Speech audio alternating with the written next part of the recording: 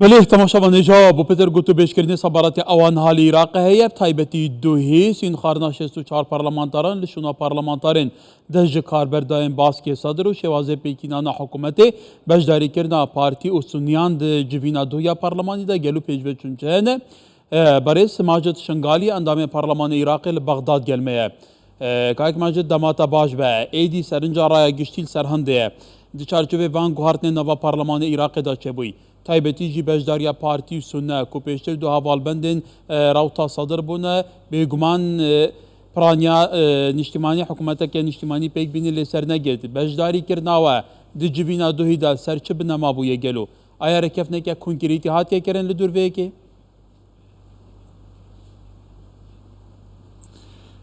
دم باش بوده و بو همی توجوانه قناة کردستان 24 براستی كفتوغو لقال إطار تنسيقي بو وبحضور سيادة وهندك ريكفتن بون بس توقيم ريكفتني كونكريتينا بهور بكاس نشم بيجم تريكفتنين كونكريتينا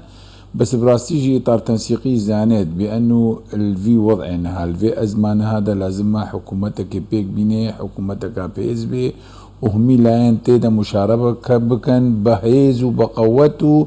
بنيتك صافي بأنه عراقي برو پیش ببن فبراستی مبهوری هنیت هبه وان کیشل گل هریما کردستانی حل بکن چه کیشا نفتی به چه کیش دید مالی بن بس توقی ما کیشا کواکو ماده 140 احتمالا بیخن سر سکه بس براستی نشن الوی فتره ده جهبه چه بکن بس براستی کیشا نفتی چین جهبه جه بکن با قانون كتشريع كقانون ياساي نفط وغاز وبراستيجي كارن وان هرسك مبدئي سركية سروك برزاني طلب كرين شراكة وتوافق وتوازن لنيف حكومتي ابريبا بينن وكو تشتي مدي تيجي بأنه أو بيانا واخواندي همي أو تشتي تايبجي بارتي دوين التيدا هادمين ذكراندن بس براستي لازم ضمانك دولي هبت جافت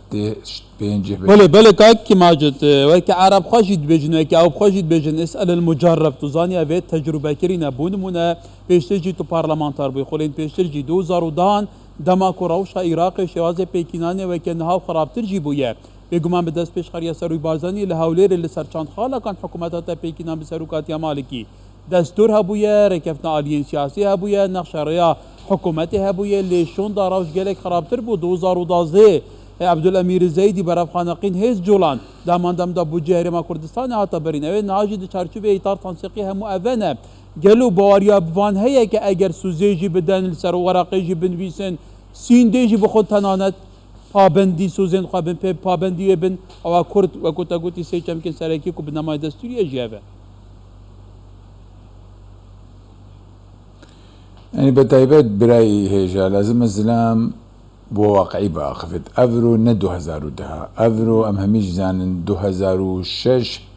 حتى 2011 حزب دعوة حكم العراق يذكر بشتي 2011 حكم جدستي وانشو فافرو اطار تنسيقي نقلة كادت في حكم فقريني وافرو صراع شيعية قلق بقوتها لان طرفك يدي افرو دسكيشان لسلطة تشريعي كرو تشو شارعي ومراقبة في حكومته دكت فبراستيجي اطار تنسيقي دافيد توافقك وركفتني لقال سنة وكردا بك بلكي حكومة بهيز دبي برو بيش دشي مبهوري هيا بأنه اف سياسة انها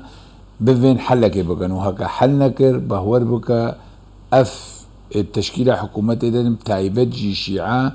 تجاري دن ناين سر حكمي ومانين نمانا وانا بهور بك فبراستي هندك ظروفي واقعي هنا بأنه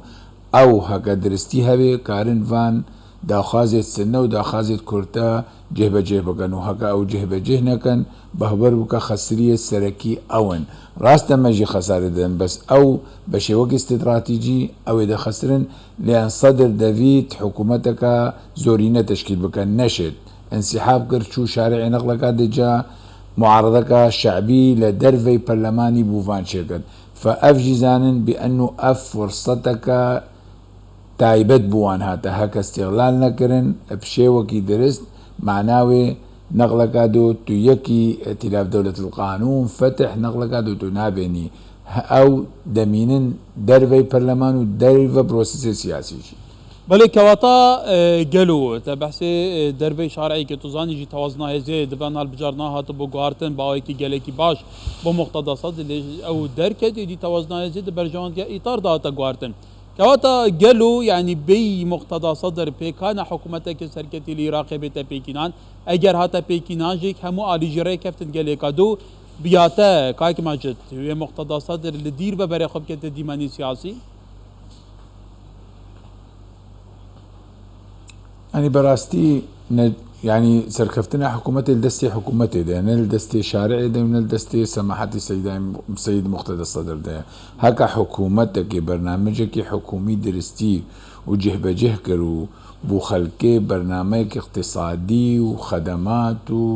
وتش تقديم كرن بهور بك شارع تحرينا كشارع عراقي مشكلة وينصر عن نيفا لا يعني سياسية ونيفا مالكي وسماحة سيد مقتدى الصدر ونيفا هريمي ونيفا بغدايا شارع ما خلقي مدفيت حياتك خوش راتبي وان بي موجي وان بي فرصة شغل بوان بين فأفا مهمة لقل شارعي افتشتي سياسي براستي نقلك أهمية لقل خلقي ولقل شارعي فبتايبت أزدا بيجم أف حكومة فرصتك تايبت بوفان لاياني سياسي أفرو بتايبت جي إطار تنسيقي هاتا هكا بله كاك ماجد اگر بكردي كواتا كرن بحث آلين كردي بكين هكا فشل اني او دركب چارچوبه وان گوهرتان دا گلو پارتی یکتی و کدو پیکاتن سریکن کردستانی سبارتی ریکف نوان لسر کساتی که بو پست سر کمار عراق توزانی او سرک وزیران راست پیره تو وی که چاد بینی پروسس تایبتی جی بو سرک وزیران دی پلس بزو بس بره و چه نقله يعني بتايبت ازد زانم اطار تنسيقي بحرية دايا هدو العيان السياسية كردي بارتي جوية كتيبي انه بين بيك مرشحي وهكا انها تنجي بدو مرشحات ويشاغينا نيف ولا برلماني او حردبن بدنقدان بس وكو ازانم براستي اطار تنسيقي بوي تشتيفيا برهم صالح نبي سرو كومار بس نا يعني دعمي مرشحي بارتي او يعني باشيوكي دافين بارتي ويكتيب بقهن لسر مرشحكي توافقي بيك بين بيك مرشح بين نيف ولا برلمان بوان باشترا بس هكا هدو لايانا نقر هاتم بدو مرشحة ازدا بهنم دنگ دابش ببن لان قالك شطار تنسيقي جي براستي راستا اتفاق وسوز وهولة قال يكتيها بس ديجي برهم صالح بشخصا بله برس ماجد شنغالي اندام برلمان عراقي لبغداد كاك ماجد قال سپاس